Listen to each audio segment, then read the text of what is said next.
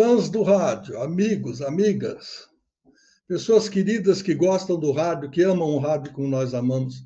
Hoje é um dia muito especial. Eu não sei se eu posso dizer que é o primeiro programa de uma série, se é o programa que vai enfeixar uma carreira, porque é impossível falar de tudo que esse homem já fez num programa só.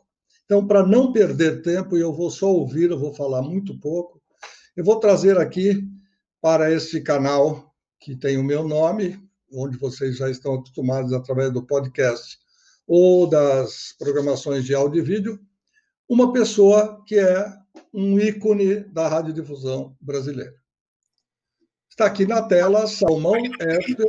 Salomão, muito prazer, bom recebê-lo. Muito obrigado. Me sinto cada vez mais comovido e te desculpando pelo exagero ao falar da carreira do Salomão Esper, que começou em 1948, aqui em São Paulo. E antes disso, no interior. Eu nasci em 1947, portanto, um ano depois, o senhor Salomão começou a fazer a sua carreira. Por que eu li em algum lugar Salomão Esper, Salomão? E a gente costuma chamar de Salomão Esper. Eu tinha 4 irmãos, hoje tenho um. Mais novo do que eu, 1 ano e 4 meses. Todos eles com o sobrenome Salomão, porque meu pai era Eduardo Salomão. E eu era Salomão Esper. E todo mundo perguntava, por que Salomão Esper? Eu, na verdade, não sabia exatamente por quê. Tinha um avô com esse nome e as coisas de imigrante. Eles confundiam muito, falavam ao dar a identificação dos cartórios, e acontecia muita coisa aí com a imensa legião dos imigrantes aqui e os seus descendentes. O juiz de direito que jogava xadrez com o meu irmão mais velho, sabendo que eu perguntava o que podia fazer, ele disse, não, é só acrescentar, faz de conta que é um nome composto. Como existe Marco Antônio, Luiz Fernando, Salomão Esper é nome composto para se acrescentar o sobrenome, porque é filho de Eduardo Salomão. Não tem problema nenhum, a gente faz a mudança nesses assentamentos. Sei lá, ele tomou as providências e nos assentamentos meu lá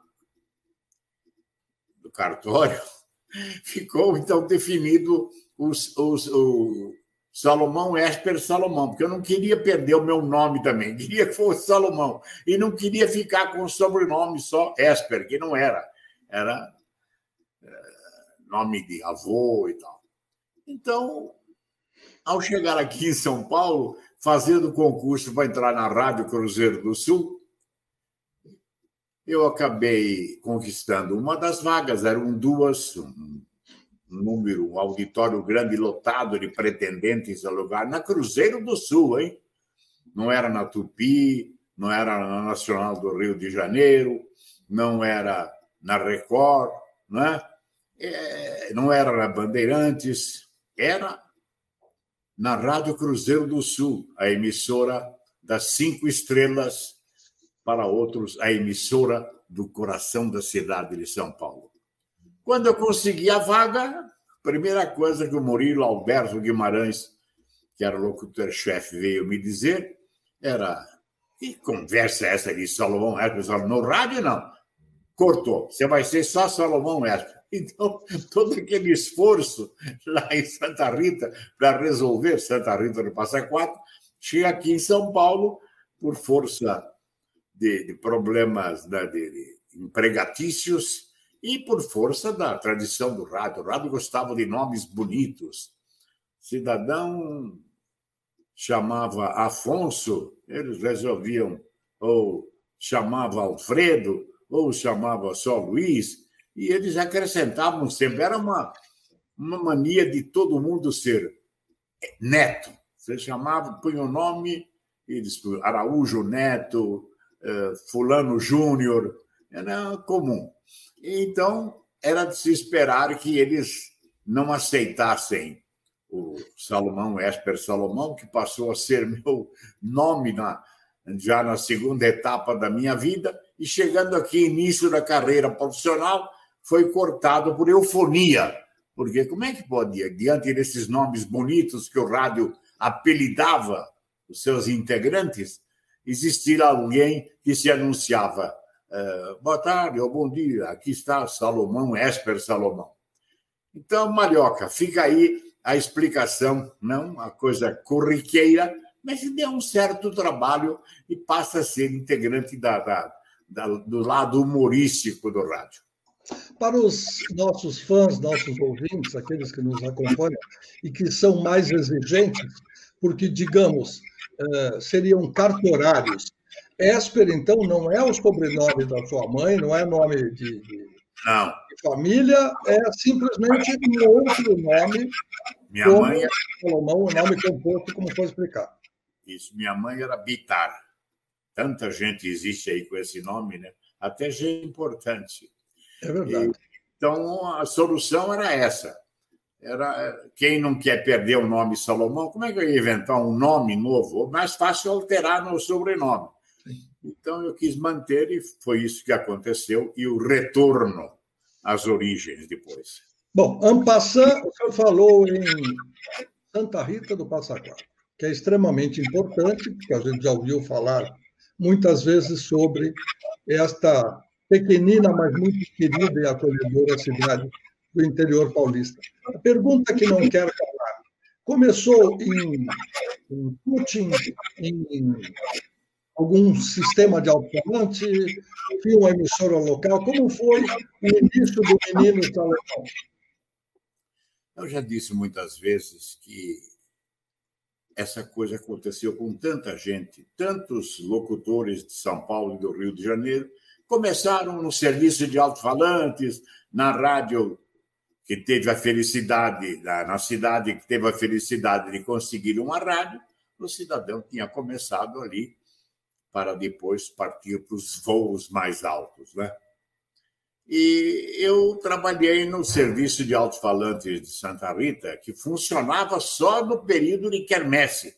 Quermesse, né, com rendimentos em benefício da paróquia. Era isso que realmente acontecia. E eu fiquei tremendo, fiquei emocionado quando, menino, ainda me deram a oportunidade de falar no serviço de alto-falantes de Santa Rita do Passa Quatro. Um cidadão mais enfronhado, participava também da locução, mais enfronhado nos assuntos de rádio, ao ocupar o microfone do serviço de alto-falantes, dizia: PRB1, Rádio Propaganda da Quermesse. Inventou até isso.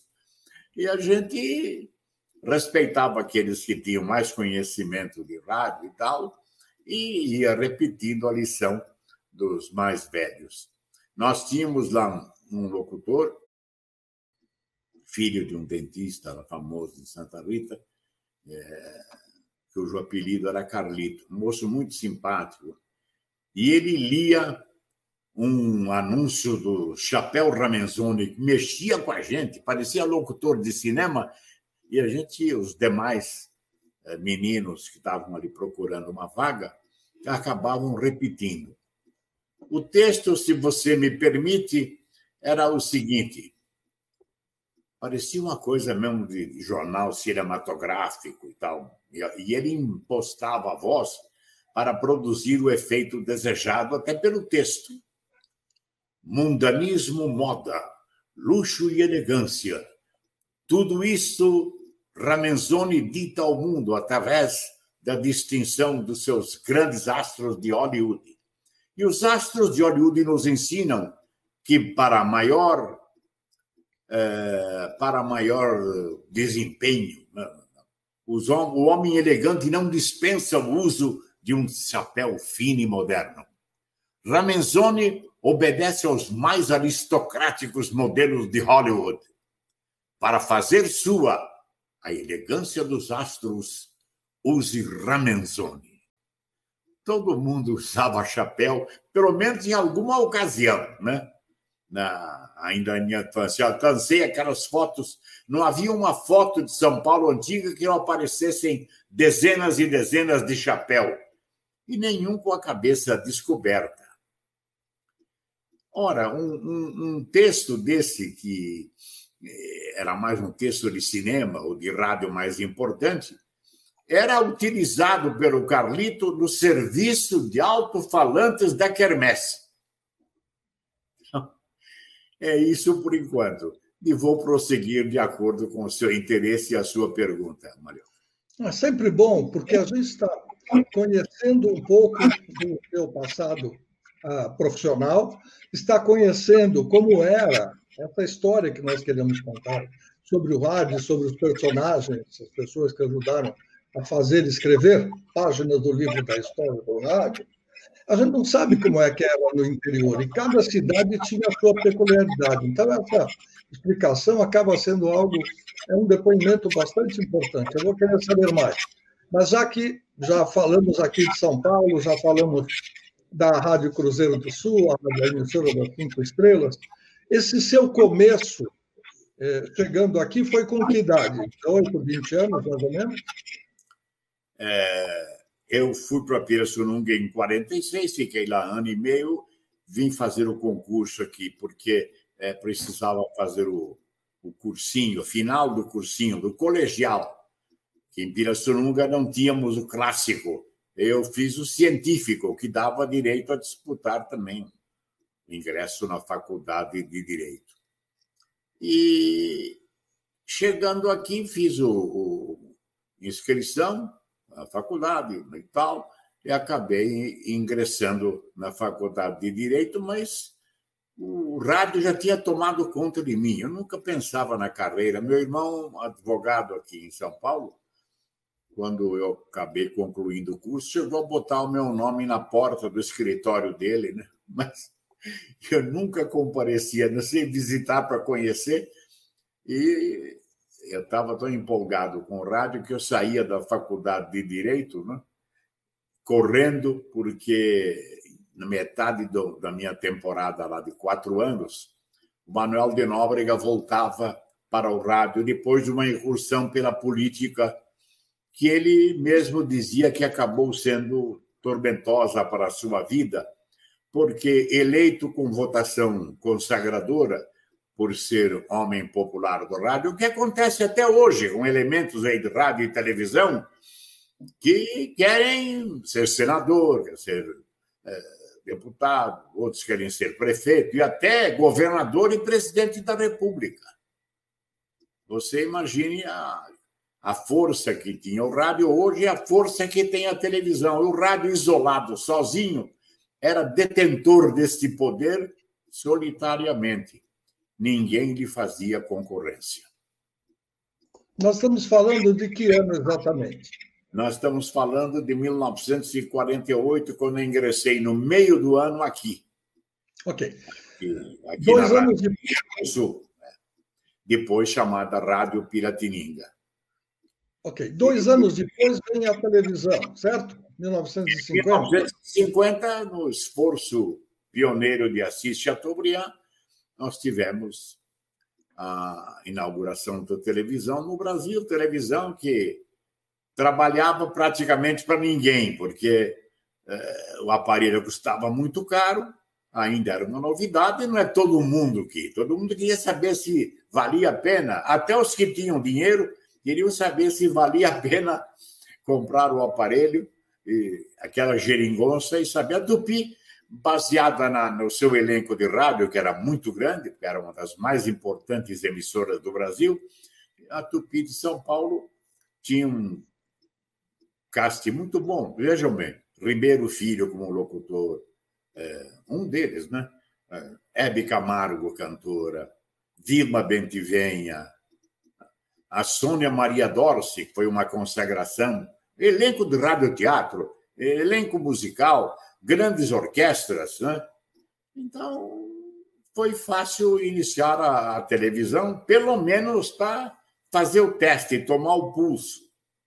E se não me engano, o Assis Chateaubriand chegou até a distribuir aparelhos de televisão a alguns telespectadores estratégicos, né, para que a coisa fosse difundida.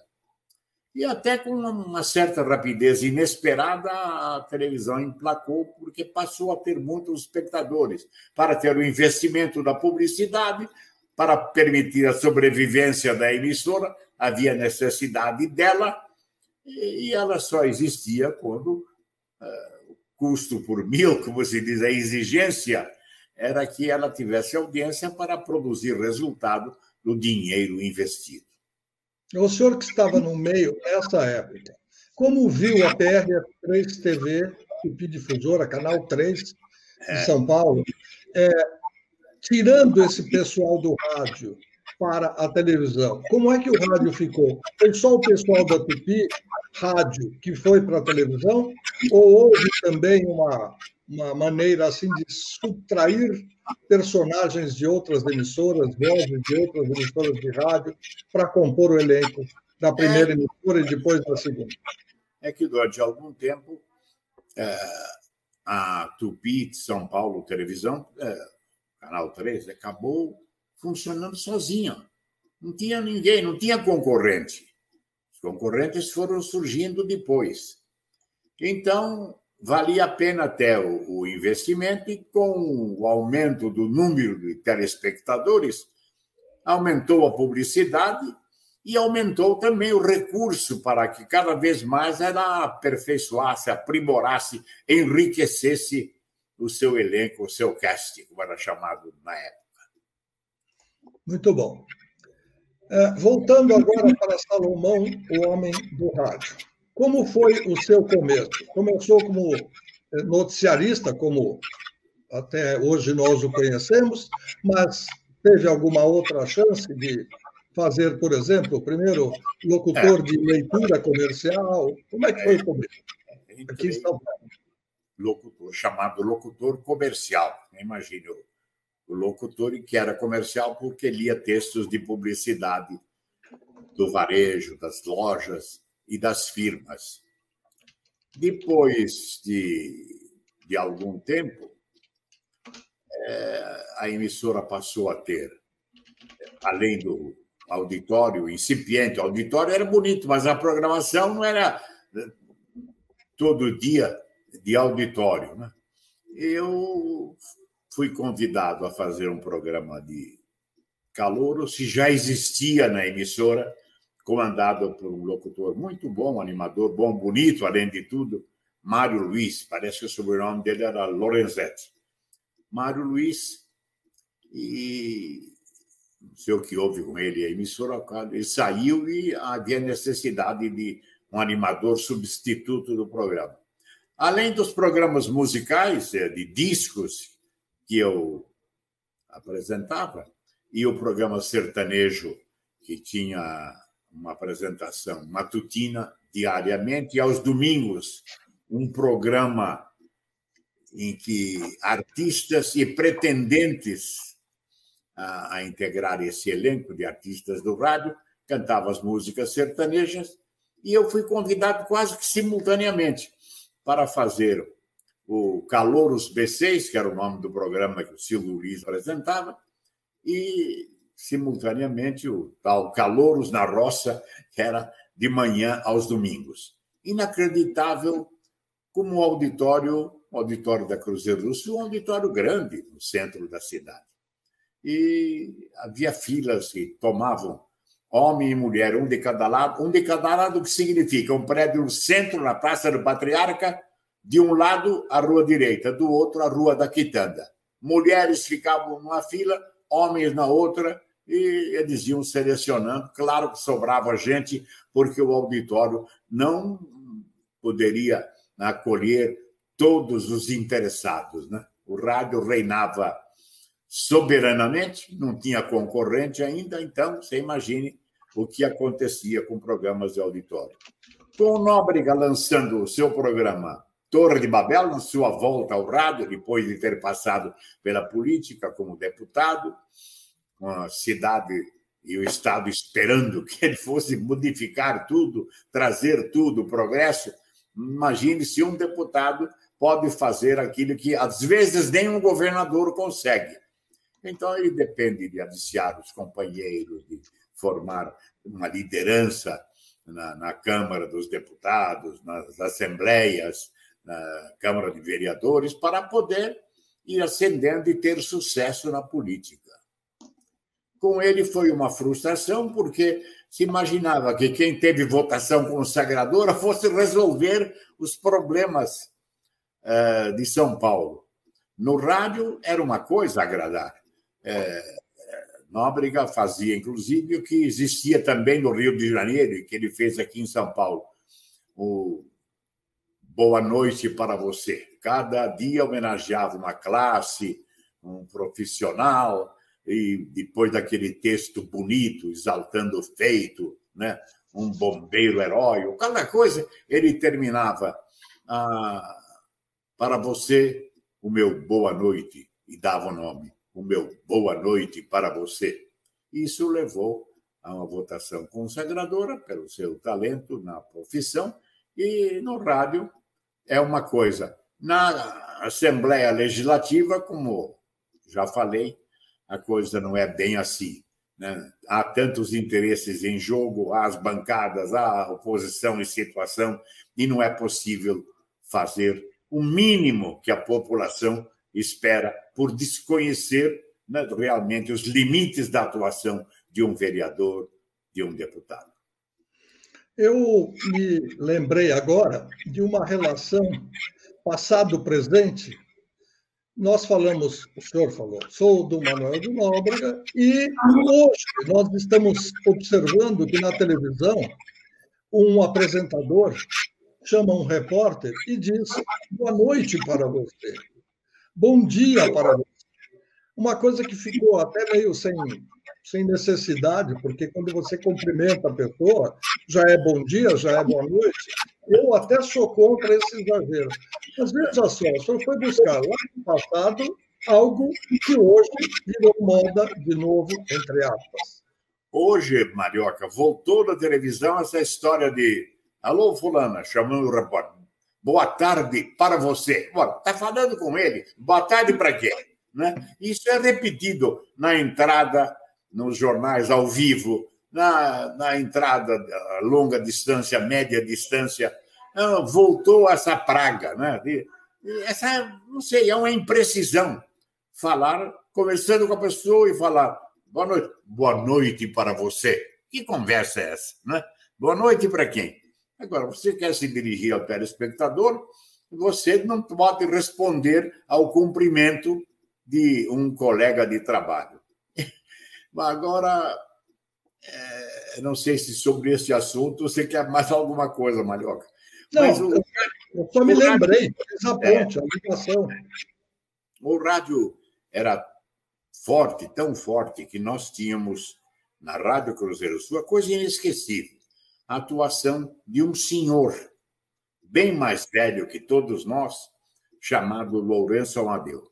Ele apresentava um programa de tango e seguido de um programa de boleros e seguido de um programa de tango. Deixava para mais tarde, às 11 da noite, começava às 10 o programa de boleros, às 11, indo até 1 da manhã, o programa de tangos.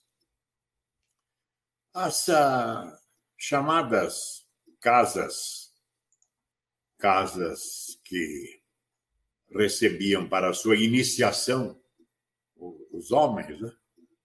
E essas casas ligavam infalivelmente no Lourenço Amadeu. Qualquer casa noturna estava ligado no programa de boleros e no programa de tango. Um chamava Cortina Mexicana e o outro Alma do Tango. E era de se ver a publicidade. O Lourenço Amadeu foi o primeiro cidadão a não ter voz bonita, não ter voz de locutor, que era a exigência da época. Todas as emissoras tinham gente de classe, de voz muito boa, apreciada, aquele grave que ocupava o bafo todo do alto-falante, né? E o Lourenço Amadeu era campeão de audiência também nos táxis, mas absoluta. Olha, eu posso dizer até que acho que ele tinha 98% de audiência, era um verdadeiro fenômeno. E aqui ele ia consagrando, a pessoa entrava e ouvia o Lourenço Amadeu, ou com boleros ou com tangos. E a publicidade dele, ele que ensinou a muito publicitário a criação do impacto. Eu vou dar exemplo só de um texto do Lourenço Amadeu que tinha entre os seus patrocinadores uma cantina, a Cantina Capri, famosa naquele tempo aí na região do Brás. E ele dizia: começa agora o programa de tango da Rádio Cruzeiro do Sul. E ele dizia: um aperto de mão, um flerte, um aperto de mão frio e gelado que iniciou, ele falou, que principiou o romance, né? E aquelas coisas incríveis. Uma vez ele dando o texto, depois isso pegou e ele ficou repetindo toda a noite. Ele dizia: minha mão nas tuas, tuas mãos nas minhas, meus olhos nos teus, teus olhos nos meus, e entre nós dois, o cabrito da Cantina Capri. Então, você imagine os criadores de coisas famosas nas agências de propaganda de hoje, ouvindo esse sucesso que foi uma cena de amor, um segurando na mão do outro e olhando nos olhos do outro, mas entre eles a suprema delícia, o cabrito da Cantina Capri. Se eu perguntar uma coisa, o senhor falou em sucesso em taxistas, com taxistas. Já era chamado de taxista ou era carro de praça? Como é que era chamado o carro que transportava as pessoas? Carro de praça, mas todos eles vinham, né, com o letreiro na táxi. Era carro de praça. Logo que foi possível, já não sei se na mesma época foi contemporâneo disso, ou se logo depois, mas até poucos anos atrás ainda havia o táxi lá bem grande no teto do carro, né? E os motoristas eram cortejados por muita gente pela sua capacidade de aumentar audiências no rádio, né? Quando o cidadão entrava num carro, estava sintonizado no emissor, isso repetia sempre uma constância extraordinária. Naquele tempo, a emissora não liderava. O que acontecia era a liderança da programação, que insistia em fazer exclusividade de programas com tangos e com boleros. É o que fez o Lourenço Amadeu, de saudosa memória. Agora, mais uma perguntinha em relação a isso. Os carros de praça, os carros de aluguel, enfim, táxis, eles já vinham com...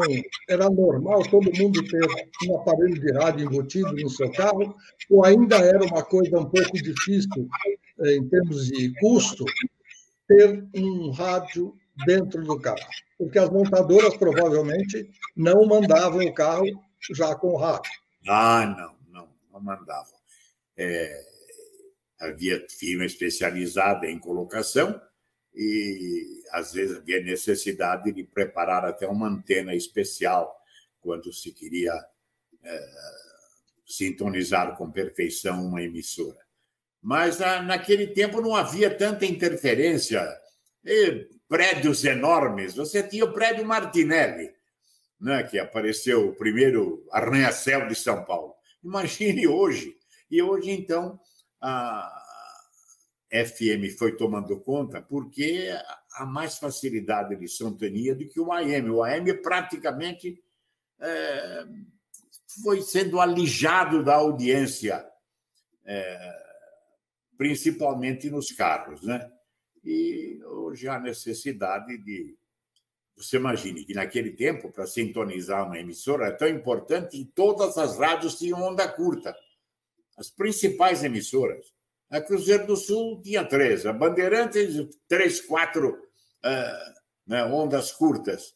Você pegava, então, sintonizava a emissora no interior. Aquilo que acontecia com BBC de Londres durante o conflito, durante a Segunda Grande Guerra, em que as famílias se reuniam para ouvir notícias dos frontes, como se comportavam as forças aliadas, e havia até no começo a coletividade italiana era muito grande, principalmente na minha cidade de colonização italiana, para o trabalho na roça. Depois eles foram vindo para a cidade, né? Então, essa disputa era muito grande pela audiência e havia necessidade de ondas curtas para atingir o interior. Muitas emissoras, devido à existência de quase nenhum obstáculo, elas são sintonizadas no interior também na onda média. A gente chamava de ondas longas, a onda média, que permitia a audiência do programa. Os carros aqui em São Paulo, não eram todos que tinham, mesmo do carro de praça, começou a ser uma atração entrar num táxi e tinha um rádio para poder ouvir. Muita gente ouvia no táxi e não tinha rádio em casa ainda, né? Mais alguma coisa sobre esse assunto, Maria? É o que eu me lembro também. Achei interessante porque são curiosidades de quem não chegou a viver esse tempo exatamente, mas estava perto, estava querendo chegar, como é o meu caso. Então, a próxima questão é a seguinte.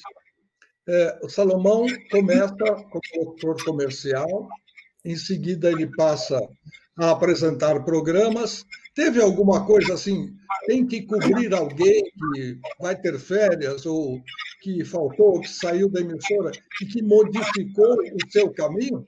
Olha, eu vou ficar ainda com o Lourenço Amadeu.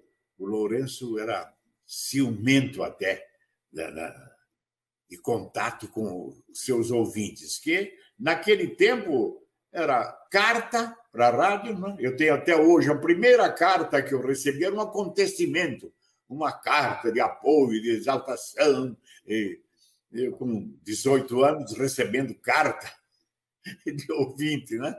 Então, o Lourenço era telefone, que não era fácil conseguir, dificílimo conseguir uma ligação para pedir um tango ou um bolero, precisava ficar na fila, discar os números do telefone, deixar o último e tentando só no último para conseguir e poder pedir um número musical e oferecimento que se fazia, né? E depois a coisa foi se propagando. Todo mundo passou a tratar, no rádio, passou a tratar o ouvinte com mais cuidado. Antigamente era tudo formal, não podia sair uma piada, uma coisa, só nos programas humorísticos, como Pagando Sobrinho, por exemplo, né? Que passou a funcionar lá na Tupi realmente com muito agrado, Pagando Sobrinho. E depois é que foi ficando a informalidade prevalecendo. Pioneiro disso foi o Lourenço Amadeu, pelo tipo de publicidade que ele fazia. Casas Pirani, era inacreditável ver os textos que ele dava dessa loja, também com sede no Brás, né? Além da Cantina Capri, que eu me referi, as Casas Pirani, né? Que o Lourenço Amadeu merecia a preferência deles, porque sabiam da sua grande audiência no rádio. Já era a gigante de São Paulo? Exatamente. 252? Isso mesmo. Casa Pirani. E você está lembrando, você não parece ser tão novo como você é, né, Marioca? Está lembrando disso? Não, eu lembro de muita coisa porque eu fui grudado no rádio, não quero esconder minha idade, eu ainda não tenho 75, mas já assumo os meus 75, porque eu acho muito gostoso chegar a esse ponto e ainda poder conversar sobre paixões imorredoras, como no meu caso, o rádio.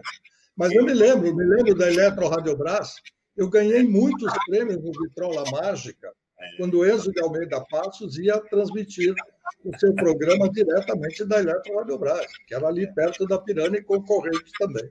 Mas nós vamos chegar lá. Nós ainda estamos galgando os degraus da glória da vida profissional de Salomão Eco. Qual foi a sua mudança de emissora? Fala antes, então depois eu pergunto. Eu estava falando o seguinte, eu apresentei também um programa de perguntas e respostas e o ganhador inveterado era um tal de Luiz Fernando Marioca, ainda estudante, mocinho. Eu, com essa diferença de idade, né? Uns 15 anos de diferença de idade, né, Marioca?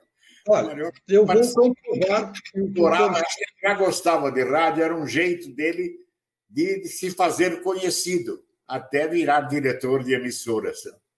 Olha aqui, olha. Aqui está uma comprovação dos meus... Entre 14 e 16 anos, eu fui sócio do Clube RB. Clube RB, que tinha uma vinheta. O Clube RB vai premiar você. E dava diversos prêmios. Eu ganhei muitos prêmios, eu ganhei muitos discos.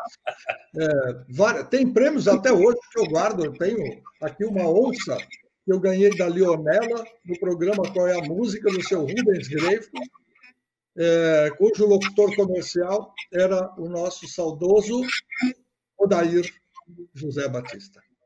Odair Batista. Batista, estou aqui. Mas, enfim, vamos voltar aqui. Quando é que o seu Salomão foi roubado de uma emissora para outra? Quando isso aconteceu na primeira oportunidade? Foi para ganhar mais ou foi para um desafio? Bom, os primeiros patrões que eu conheci pela sua energia, pelas suas exigências, por partirem até para exigência de uma vassalagem, né? Eu fui mandado embora a primeira vez na Cruzeiro do Sul. Quando ia completando o aviso prévio, fui procurado pelos próprios diretores, deixa disso, não sei o que e tal, como se eu tivesse pedido demissão. E eu acabei ficando lá. Agora, depois disso, a Record abriu lá um concurso, não pela Record, mas pela Macané, a agência de publicidade, que patrocinava o Repórter Esso em São Paulo. O Repórter Esso estava na Rádio Record e ia mudar para a Rádio Tupi. No Rio de Janeiro, se sabe como era o sucesso do Repórter Esso, com o Heron Domingues, até em outras capitais. Em São Paulo, o Repórter Esso era o locutor do horário. Um dia era um, outro dia era outro. E na Record era assim. Aí fizeram uma seleção para o novo Repórter Esso de São Paulo, que ia ter condições melhores, um salário muito atraente, era 4 vezes quase o que eu ganhava na Cruzeiro do Sul. Eu fiz o concurso e comecei a fazer na Rádio Record 3 meses ou 4 meses antes de mudar para Tupi, porque a nova fase do Repórter Esso ia ser na Tupi. Muito bem. O programa do Repórter Esso era muito bom, mas tinha terminado a guerra. Não era a mesma coisa de ouvir o Repórter Esso, que entrava nos seus horários fixos e a qualquer momento em edição extraordinária. Quando eu comecei a fazer, esperando a mudança para Tupi, eu fui pensando, meu Deus, mas eu vou deixar o auditório, vou deixar as pessoas que me abraçam depois de cada programa de auditório, até beijos a gente recebia. O Repórter Esso não permite nem dar o nome. O Repórter Esso não era assim, obrigado pela sua atenção, despede-se fulano de tal, até a próxima edição do Repórter Esso ou a qualquer momento em edição extraordinária. Não podia dar o nome. A uma ou outra revistinha de rádio e TV é que saía lá quem era. O Heron Domingues era consagrado, primeiro, pela sua extraordinária qualidade, pelo timbre, pela sua voz, né? E o Os demais repórteres, essa não, em emissoras que não tinham nem tradição noticiosa, e eu fiquei pensando bem quando acontece do meu diretor artístico ter dito que eu acho que Antônio de Barros foi um diretor que a Bandeirantes teve na sucessão dessa dupla de irmãos a que eu me referi. E ele passou pelo Murilo e disse: o menino é bom, não deixa ele sair. E aí, o repórter extra que pagava tão bem, o meu salário novo passou a ser um pouco menor que o do repórter extra, e eu acabei ficando. E o drama foi comunicar à Macan, através do seu diretor, Davi Monteiro, que eu não iria para Tupi. Eu acho que a Tupi queria já alguém preparando a televisão, porque depois o repórter extra foi para a televisão. E o Calil Filho, o grande locutor e diretor da Colômbia depois, né?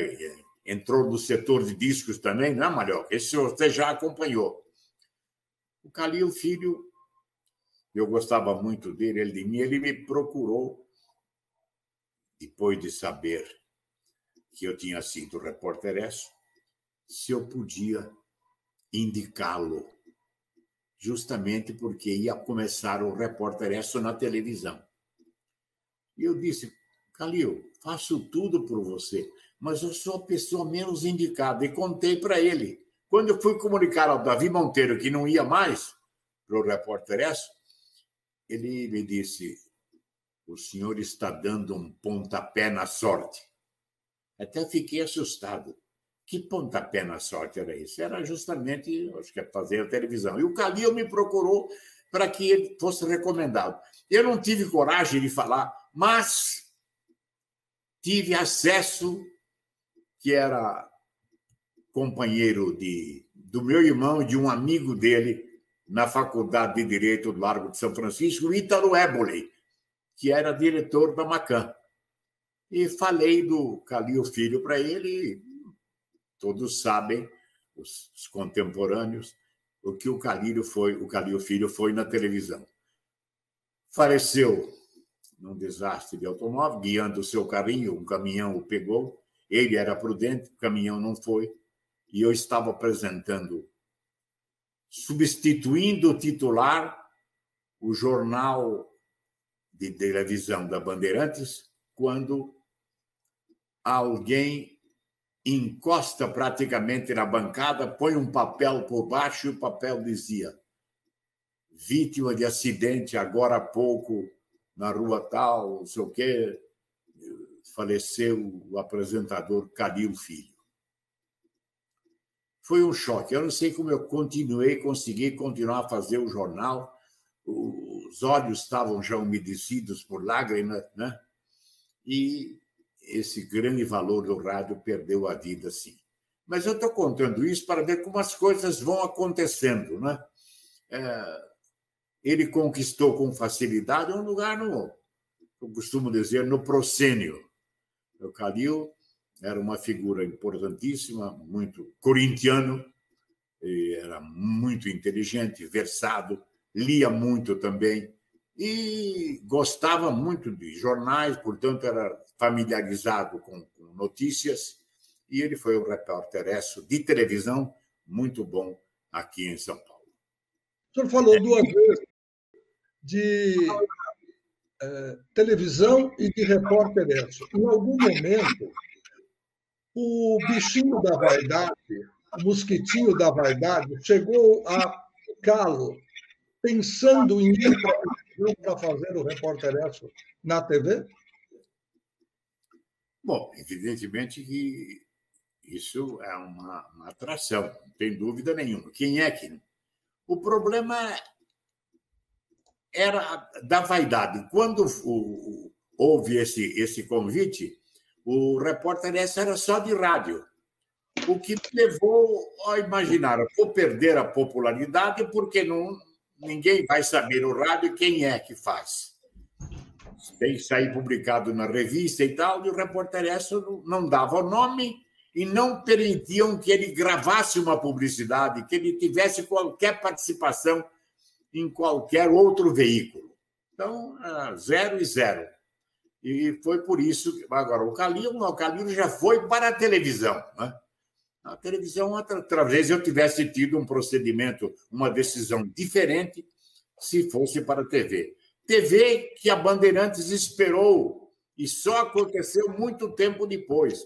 Então, todos nós, a exemplo dos funcionários da Rádio Tupi, esperávamos, aqueles que se destacavam na programação da Rádio Bandeirantes, poder participar da TV Bandeirantes. Ora, demorou muito tempo. Foi uma luta de João Saad, a televisão praticamente garantida para ele, foi entregue para outro grupo e era de se ver a luta dele. Ele, até, se não me engano, com o último presidente da militar, João Batista Figueiredo, ouviu de João Saad uma irada reclamação, baseado no seu direito, na promessa que ele tinha, na quase concessão já feita, na quase instalação, faltavam apenas a concretização quando a televisão é entregue para outro. E nós que esperávamos, quer dizer, poder participar, já fomos ficando em outra. Toda aquela geração já estava em outra. Cada um ou melhorou, ou estava ganhando bem, ou montou uma outra empresa. E os que tinham esfregado as mãos esperando a inauguração da TV Bandeirantes, funcionários da Rádio Bandeirantes, já não eram os mesmos. E isso também aconteceu comigo. E por isso que eu acabei fazendo durante 2 anos, na TV Cultura, o programa de entrevistas, né?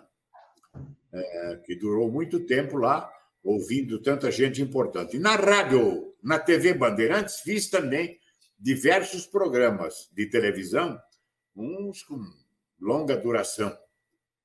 Também lá tive programa de entrevistas e foi realmente uma apresentação muito boa, porque a gente cuidava muito do trato dos convites, das pessoas que deviam comparecer, e não havia ninguém nomeada de projeção do cenário político e administrativo de São Paulo que recusasse um convite.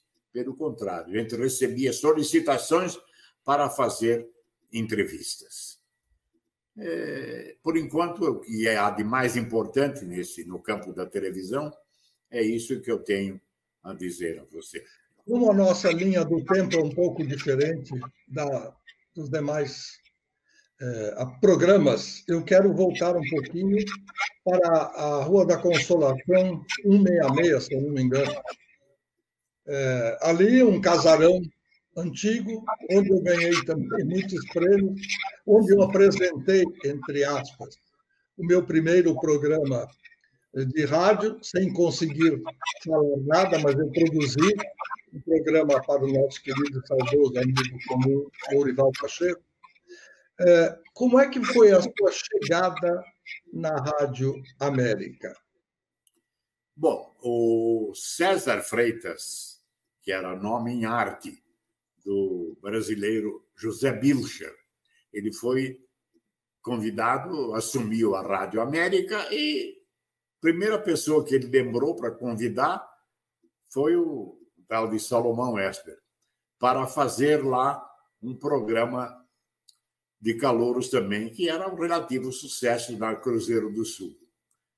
E me ofereceu um salário até maior do que eu ganhava. Foi surpreendente aquele progresso. A mesma coisa que acontecia com o Repórter Extra foi acontecer, na verdade, com o convite da Rádio América feito pelo César Freitas. Era uma fase nova da Rádio América, já integrante do grupo Bandeirantes de Comunicação. E o programa que eu tinha na Rádio Cruzeiro do Sul passou com o meu nome para a Rádio América. O programa de calouros, como tinha julgamento, adquiriu o nome de Salomão Faz Justiça. Nome de programa de entrevista da Rádio Bandeirantes depois. Esse programa foi muito bom. Foi bom mesmo. Quanta gente... O Agostinho dos Santos estava cantando, às vezes, nesse meu programa. Tantos e tantos nomes. O Raul Gil, que ele fala sempre que foi gongado pelo Salomão, ele não conta os prêmios que ele ganhou, era um papador de prêmios, que ele fazia 1000 coisas, né? Além de cantar. E dava a impressão de que não precisava de microfone quando ele cantava. Então, na verdade, as coisas que você está me perguntando, que eu me lembro mesmo com mais clareza, com mais firmeza, foi esse convite do César Freitas para atuar na Rádio América, já integrante do Grupo Bandeirantes. Foi tão bom que a própria Bandeirantes quis um programa desses que eu fazia na Rádio América, do Salomão Faz Justiça. Eu, então, imaginei que podíamos fazer um pouco diferente, porque a Rádio Bandeirantes estava entrando pela primeira vez nesse campo. E eu, então, imaginei que poderíamos fazer lá, que a Bandeirantes tinha 3 orquestras. Eu falei, que tal nós fazemos um programa, César, convidando todos os vencedores semanais dos programas de calouros, porque toda estação tinha o seu. Hélio Araújo estava na TV Cultura, enfim, todos faziam um programa. Na Rádio Cruzeiro do Sul continuaram apresentando lá o programa com um novo contratado deles para notícia. E ele acabou participando também desse programa. E o Doutor de Babel, naquele mesmo horário que continuou com a saída do Nóbrega. Então, na verdade, na Rádio Bandeirantes, o programa foi muito bom porque as moças e os moços apareciam de terno, as moças de longo, para cantar com a orquestra. Silvio Mazuca, Renato de Oliveira, enfim, e 2 regionais em Porto, o Pocho também, com a sua orquestra. Foi uma coisa extraordinária, um programa de calouros em que os vencedores entravam com a vinheta identificadora do programa. Entrava o Pato fazendo lá aquele... né? E entravam os programas com a vinheta musical, cantada, e do Salomão Faz Justiça também, na Rádio Bandeirantes, antes da minha ida para lá. E eu me lembro que os titulares do Ritmo, conjunto de cegos, maravilhoso, harmonioso, foi que gravou o prefixo do meu programa na Rádio América. A vida está para o Salomão, que não é rei, mas tem a lei na mão. Sabedoria não lhe falta, não. E se o calouro enguiça, Salomão faz justiça. E eles cantavam, a vida está para o Salomão, que tem a lei, que não é rei, mas tem a lei na mão. Sabedoria não lhe falta, não. E se o calouro enguiça, Salomão faz justiça. Esse era o prefixo da rádio. Ora, na Bandeirantes, então, com orquestra, você imagine como é que entrava o programa que teve... O nome não foi meu, eles resolveram batizar de Juízo Final. Era Murilo, Júlio Atlas, toda aquela turma, né? Então, aprovaram o nome Juízo Final e eu, aos domingos à noite, ia apresentar programa de auditório na Rádio Bandeirantes. Vejam vocês... Aqui, que me ocorre agora. Esse tipo de apresentação era feito ao vivo ou já havia como gravar os prefixos, como gravar as vinhetas e tal? Estava todo mundo lá ao vivo? Não, gravava o prefixo nos programas ao vivo. Claro, que entrava num disco de acetato no estúdio, né? E depois as rádios passaram a ter uns aparelhos que apertava o botão, já entrava o prefixo, tudo aquilo. E aquilo durou também algum tempo. Depois a Bandeirantes passou, a Rádio Bandeirantes passou a dar ênfase ao noticiário, passou a ser uma grande emissora, e com a chegada do Alexandre Kadunk, foi um sucesso extraordinário. O Alexandre foi sucessor de outro produtor também, que já tinha dado os prolegômenos da condução do noticiário na Bandeirantes. E o Kadunk e a sua equipe só aperfeiçoaram isso. Foi uma linguagem nova na notícia. A notícia terminava do... Como o repórter Esso tinha aquelas sacadas, né? Até a próxima edição do repórter Esso, ele dizia: prezado ouvinte, não esqueça de atarrachar os bujões dos pneus Atlas. Era o texto na voz, você imagina isso na voz do Heron Domingues. E o Kadunk dava no noticiário, todo aquele brilhantismo, aquela importância que o Heron Domingues dava no repórter Esso, passou a dar... E aqui nós tínhamos o nosso correspondente na Bandeirantes, que era um repórter Esso, só que com esse nome, não era o nome do repórter Esso.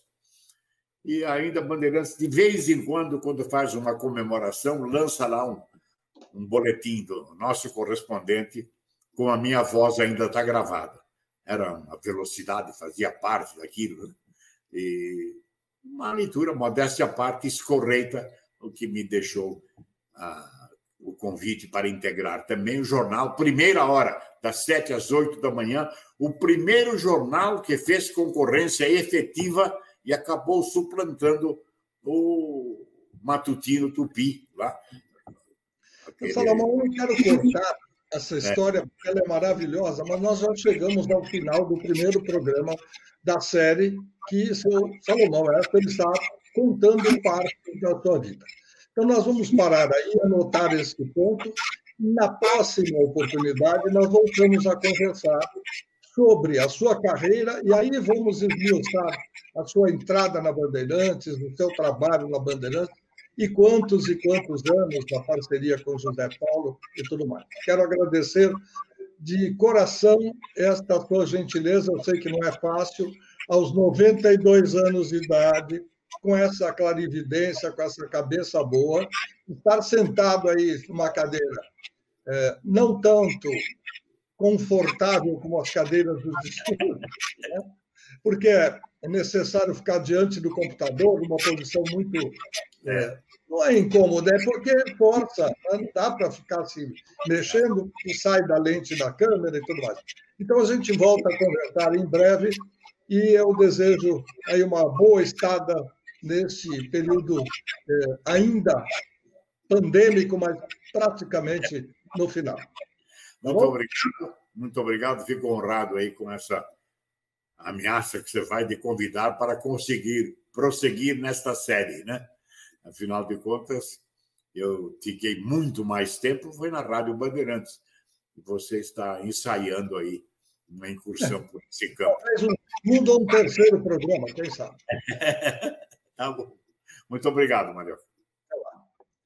Eu quero informar a todos os senhores que, infelizmente, o tempo chegou ao fim, nós não podemos ser cortados pelas nossas redes sociais, então eu deixo aqui o meu abraço e a promessa de que Salomão Esper voltará para conversar com a gente. Até mais.